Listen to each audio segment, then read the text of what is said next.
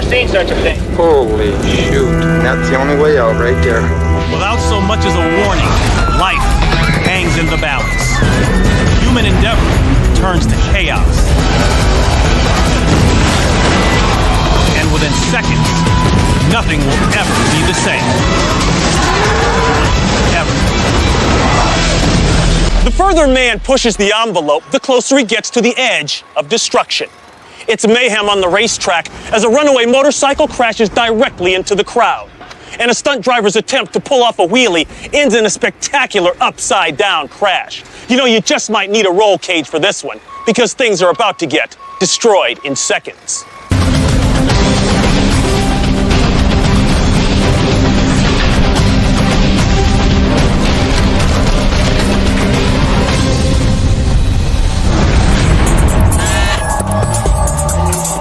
At this computer store in Eugene, Oregon, hard drives aren't the only things known to crash.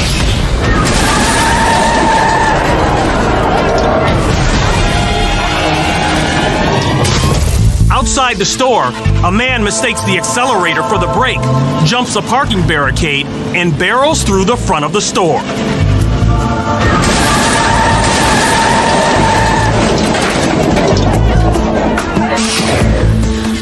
The 3,300-pound vehicle careens toward the clerk. The employee is thrown back by the force of the crash. As the driver hits the gas, the spinning tires melt the carpet. The car finally comes to a halt, missing a support beam by inches. The driver exits his vehicle unharmed. Emergency crews arrive within minutes, and cleanup begins immediately. The clerk suffers a minor concussion, but things could have been much worse. A clear laminate coating prevents the glass door from shattering into dangerous shards. Instead, the door acts as a shield, protecting the clerk from the full impact of the crash. After a full investigation, the police decide not to cite the driver in this crash.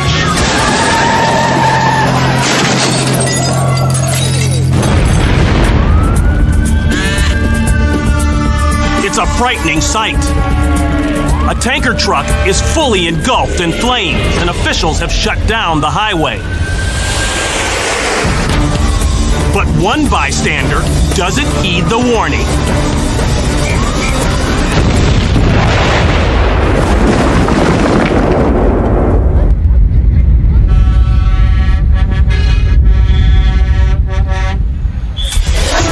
The tanker is filled with hexane, a highly volatile chemical that erupts in a massive explosion. The blast is triggered when the hexane inside the tanker begins to boil at 156 degrees Fahrenheit.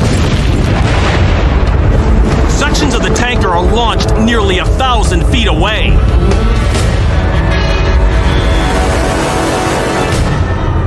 After a 3-hour firefight, crews mop up and officials reopen the highway.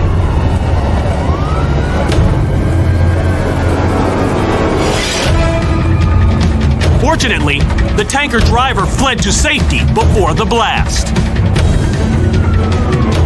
As for the man who was dangerously close to the explosion, he's enveloped by scorching heat, but escapes unharmed.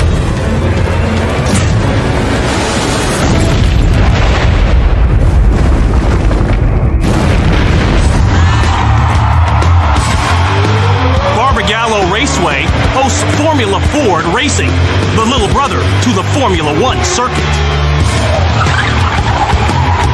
Established in 1967, Formula Ford is designed to mold future motorsport hopefuls. One of those hopefuls is 20-year-old Bryce Washington. Washington having a real good go at the run to the checkered flag. Halfway through the race, Bryce is fighting for the lead until his back wheel is clipped, sending him grinding down a wall. But this isn't the only accident he'll experience today, nor the worst.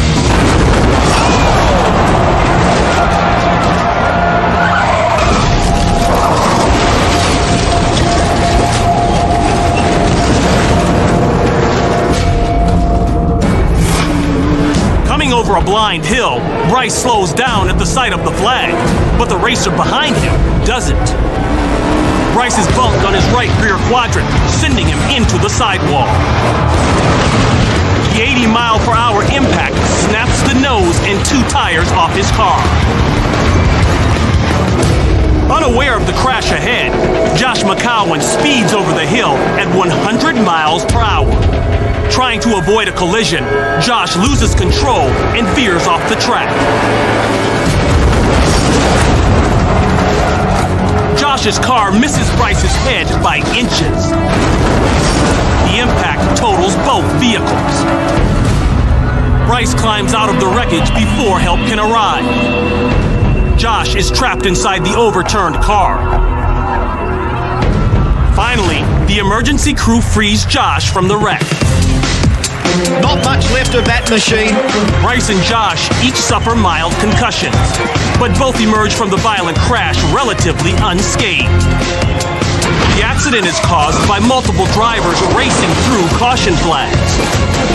Neither driver is fined, and both later return to the track. It's a long trek to Lost Lake, Alaska. But if snowmobiling is your passion, you won't be disappointed.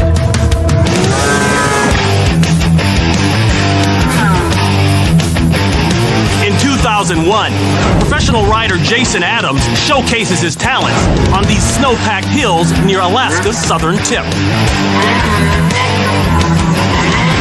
The Canadian native and his friends are here to shoot a video featuring extreme jumps in the 49th state. They scope out a gap over a creek that seems perfect for a 150-foot leap and build a ramp out of packed snow. Jason has never jumped this far before, so all watch anxiously as their friend goes for it.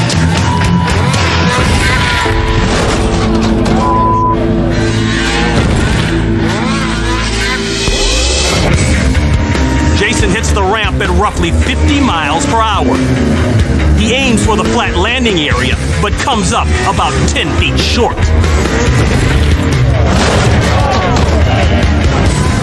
Since snowmobile jumping is relatively new at the time, guesswork is used to build the 3-foot-high ramp. But it isn't high enough or long enough to give Jason the arc he needs to reach the landing area.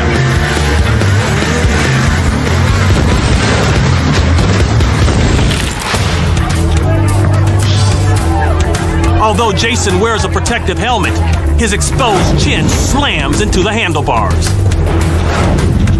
The nearest hospital is 20 miles away. Fortunately, he survives the ordeal. The 27-year-old splits open his chin, shatters his jaw, and loses 18 teeth. 3 years later, Jason puts his stunt riding days behind him. Today, he sells snowmobiles and mentors young riders on how to operate them safely.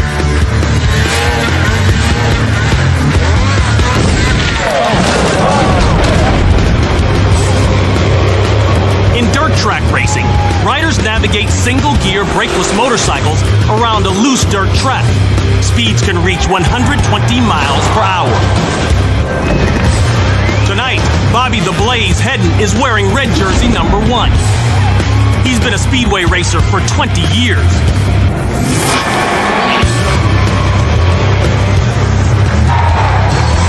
But as Bobby slides into this corner, his bike ends up gunning for first without him, directly at the crowd.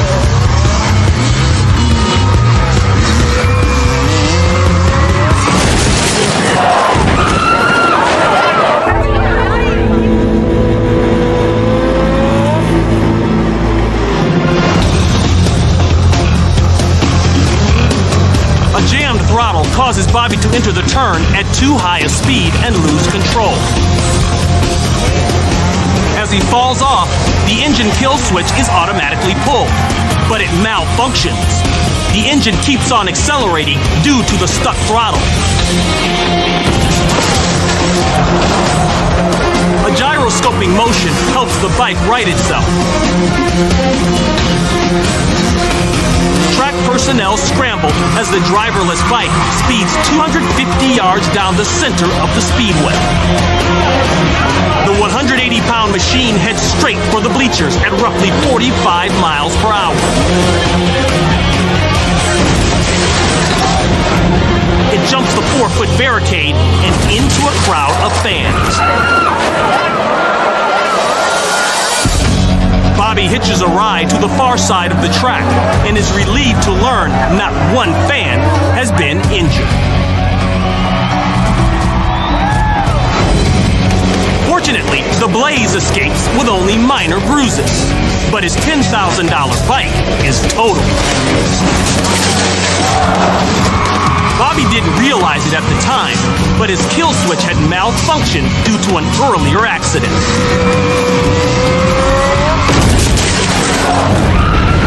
Hundreds gather at a small town festival to watch an exhibition of jarapeo, a traditional form of Mexican bull riding. In jarapeo, riders hold on with two hands for as long as they can.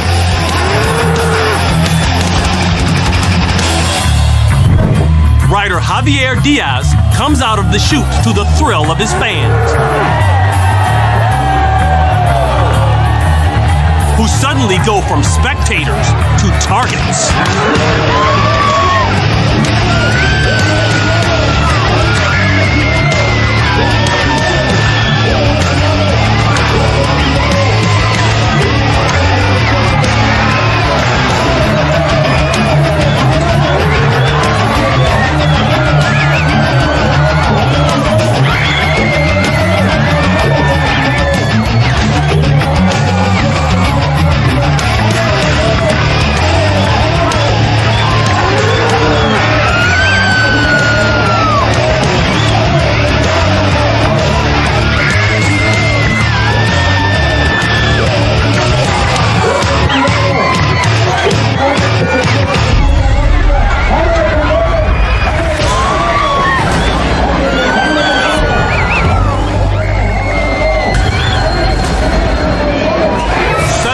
Into the ride, the bull upends the fence, slamming Javier into the bars. The bull then takes aim at the crowd. The animal goes on a rampage, trying to gore everyone in sight. This man takes a direct hit to the stomach. Another man is knocked off his feet. A rodeo clown runs for his life. After 90 chaotic seconds, the bull is finally caged in and the mayhem brought under control. Despite the repeated attacks, no one is seriously injured.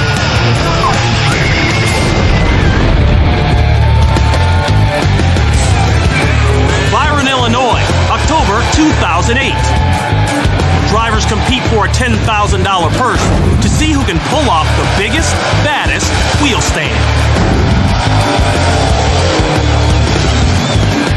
To perform a wheel stand, you get a rear-wheel drive car, outfit it with the largest engine you can, lock the trans brake, then let her rip.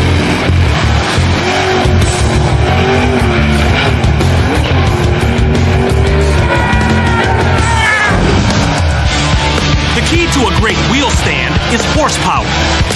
And with 650 horses under the hood, Rob LaCroix's Chevette has plenty. But the veteran racer is about to discover that too much power can be a dangerous thing.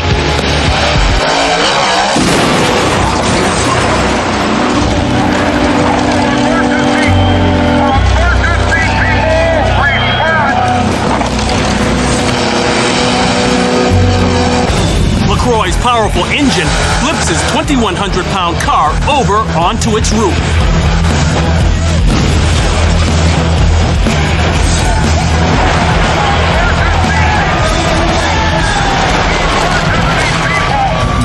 Rescue teams rush to the wreckage. They find LaCroix unconscious. As from the car. The crew races to cut him from his harness. Can you talk? All right, buddy.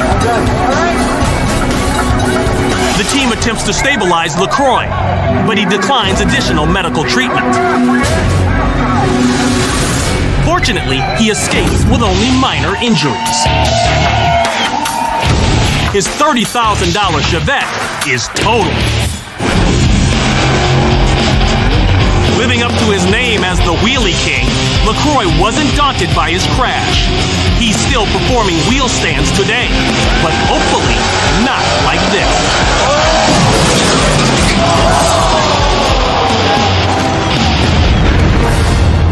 Beartooth, Montana. A wildfire races through the rugged Big Belt Mountains, trapping a group of hunting buddies. You won't believe this. This is what we got coming towards us. Ron Michelson can only watch through his camera lens as the 7-mile-wide blaze completely blocks all paths of escape. It's getting big. Holy shoot. We heard there was a little fire, but nobody ever dreamed something like this would happen up here. Sucks, man. Never seen such a thing. And that's the only way out right there. It's going to be here in a matter of 5-10 minutes at the outside. It's getting hot already. It's unbelievable. No place for us to go. We ain't got no chance. Yeah. No. Oh, wow. Not at all. Say your prayers, buddy.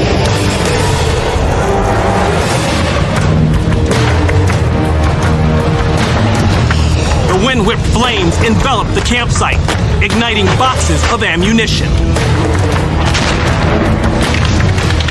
There's bullets going off. Propane bottles. Hey, those are live rounds going up. Get out of that, guys! Hey! Grab some blankets. If we have to, we'll wet them down and lay in the creek. As the inferno closes in, the men's concern turns toward their horses. Coat and let's get in the creek. Well, I'm letting those horses go before I go anywhere. They believe releasing the animals gives them the best chance for survival. Cut the rope and just let them go.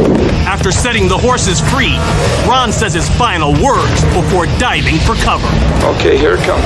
Got to sign off now. We got to go.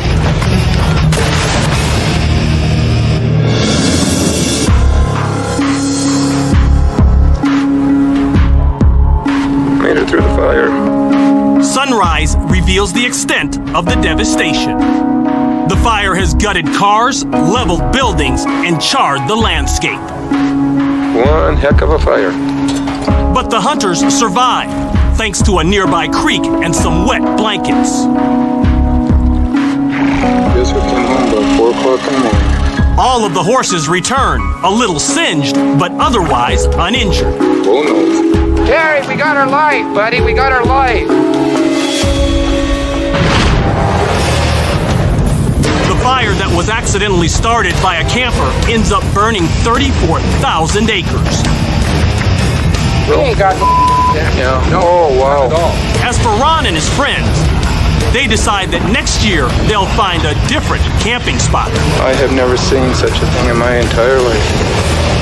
Congratulations, you just survived another episode of Destroyed in Seconds. I'm Ron Pitts, and we'll see you next time.